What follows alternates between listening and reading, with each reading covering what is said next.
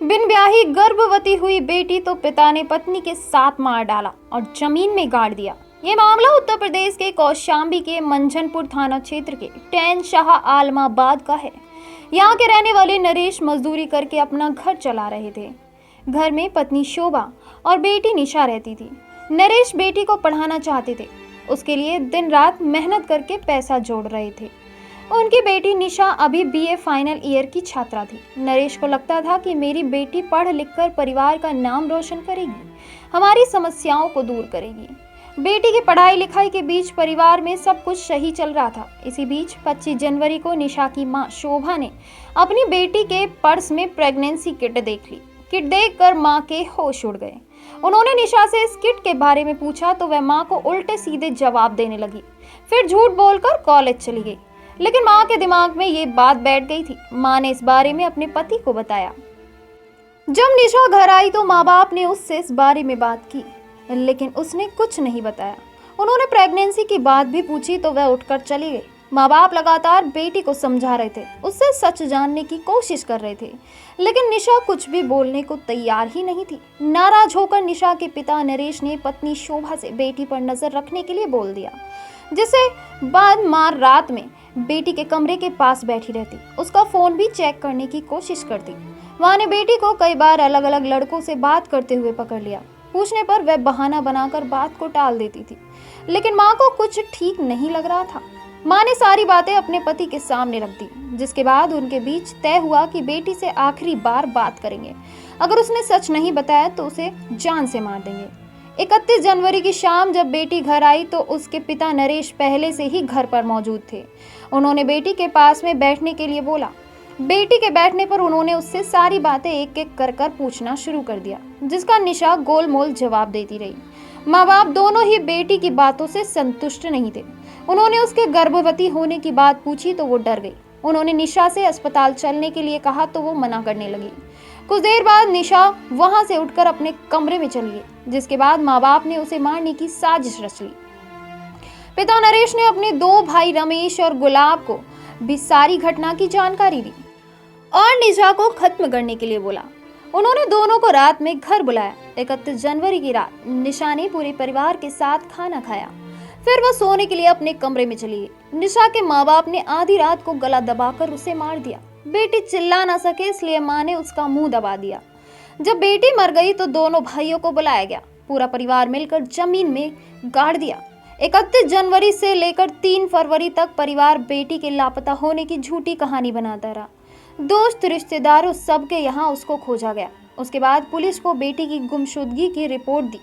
परिवार के लोग लगातार बेटी के लापता होने का झूठा दिखावा करते रहे। गांव वालों के साथ लगातार उसको खोजते रहे। चाचा और पिता पुलिस के साथ भी बेटी को ढूंढने जाते, जिससे वो लोग पुलिस को गुमराह करते रहे। इस बीच पुलिस परिवार सहित कई लोगों से पूछताछ कर चुकी थी। बेटी के कॉलेज से लेकर गांव में जिन जिन लोगों से वो बात करती थी उनसे पूछताछ कर रही थी।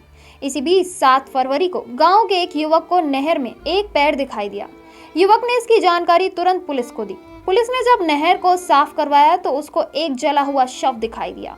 शव का बस पैर का पंजा और छाती का हिस्सा बचा था। छाती पर कपड़ा भी चिपका हुआ था, बाकी पूरा शरीर जला था, कुछ भी नहीं बचा हुआ था।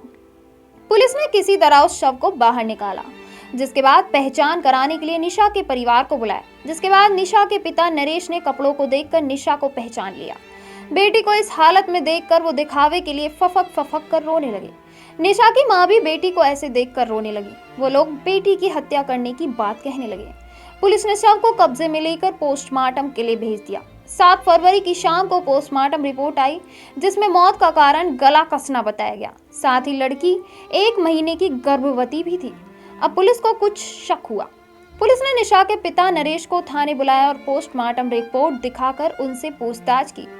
पुलिस ने उनसे कहा, आपकी बेटी की इतनी बेरहमी से हत्या कौन कर सकता है? आप लोगों ने उसके तुरंत गायब होने पर शिकायत क्यों नहीं की? ऐसे ही कई सारे सवालों में निशा का पिता फंसता चला गया और अंत में वो टूट गया, जिसके बाद उसने पूरी बात पुलिस को बता दी। नरेश ने बताया, बेटी की वजह से मेरी इज्जत चली जाती। वो हम लोगों को सच भी नहीं बता रही थी, तभी उसको मारना पड़ा। वो इकलौती बेटी थी, उसको पढ़ाना लिखाना चाहते थे, लेकिन उसने हमारी सारी उम्मीदें तोड़ दी। मामले में एसपी ब्रजेश श्रीवास्तव ने बताया कि मां, पिता और चाचा ने ही मिलकर निशा को मारा था। लाश की पहचान छुपाने के लिए तेजाब उसके ऊपर डाला था। जुर्म छुपाने के लिए आरोपियों ने 3 फरवरी को निशा के लापता होने की झूठी गुमशुदगी भी दर्ज कराई थी। हम लोगों ने पिता नरेश, मां शोभा, चाचा रमेश और गुलाब को हिरासत में ले लिया है। सभी पर सख्त कार्यवाही की जाएगी। निशा की गर्भवती होने की बात सामने आई है। डेड बॉडी मिली थी, आज उसका खुलासा किया, क्या मामला है? देखिए, थाना मंझनपुर पे एक 21 वर्षीय युवती की गुमशुदगी रिपोर्ट 3 फरवरी को दर्ज कराई गई थी। 7 फरवरी को उसी गांव के बाहर एक अज्ञात शव मिलने की सूचना प्राप्त हुई थी, जिस पर उसके जो गुमशुदा युवती है उसके पिता द्वारा अपनी बेटी के रूप में पहचान की गई थी।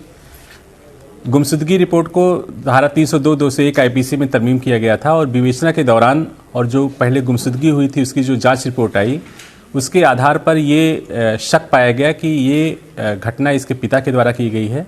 पिता को हिरासत में लेकर के जब पूछताछ की गई तो उसने स्वीकार किया कि चूँकि उसकी बेटी कई युवकों से मोबाइल फ़ोन पे बात करती थी और उसे इस बात का शक था कि ये प्रेग्नेंट है। इसी आधार पर उसने अपनी पत्नी के साथ मिलकर बेटी की गला घोंट करके हत्या कर दिया था और शव को अपने 2 भाइयों के साथ मिल करके ठिकाने लगाया था। शव को जल्दी से गलाने के लिए उसने बैटरी का पानी निकाल करके उसके ऊपर डाल दिया था। सभी चारों अभियुक्तों को गिरफ्तार कर लिया गया है और उन्होंने अपना जुर्म स्वीकार कर लिया है। इसमें जो भी विधिक कार्रवाई है वो हम कर रहे हैं। आज वो जेल जा रहे हैं। इसमें हम अग्रिम जो कार्रवाई रहेगी वो भी कड़ी कार्रवाई की जाएगी। सर, इसमें जो बात आ रही है कि कई लोगों से बात करती थी, तो क्या उसके नंबर को कहीं सर्विलांस उसमें लगा के ट्रेस किया कि कितने लोगों से बात करती थी? देखिए, ये तो अभी अंडर इन्वेस्टिगेशन है सारी चीज़ें, लेकिन जो घटना का मोटिव है वो उसके पिता ने यही स्वीकार किया है और यही बताया है और यही सच्चाई भी है। तो पर्टिकुलरली किसी एक लड़के का नाम नहीं बताया कि ये बच्चा इसका या उसका हो सकता है, क्योंकि लड़की प्रेग्नेंट भी थी ऐसा बताया जा रहा है। हाँ, उसका कहना है, उसने अपने पूछताछ में यही बताया भी है कि उसने अपनी बेटी से इस बारे में पूछा, लेकिन उसने चूंकि जवाब नहीं दिया और वो मना करती रही, इसीलिए उसने गुस्से में इस कार्य को किया है। तो सर, ये कब मारे थे लड़की को? ये पहले अपनी बेटी को मार के उस शव को ठिकाने पर लगाकर इसके बाद ये गुमशुदगी की रिपोर्ट दर्ज कराने के लिए आए थे। युवती की हत्या 3 फरवरी को कर दी गई थी।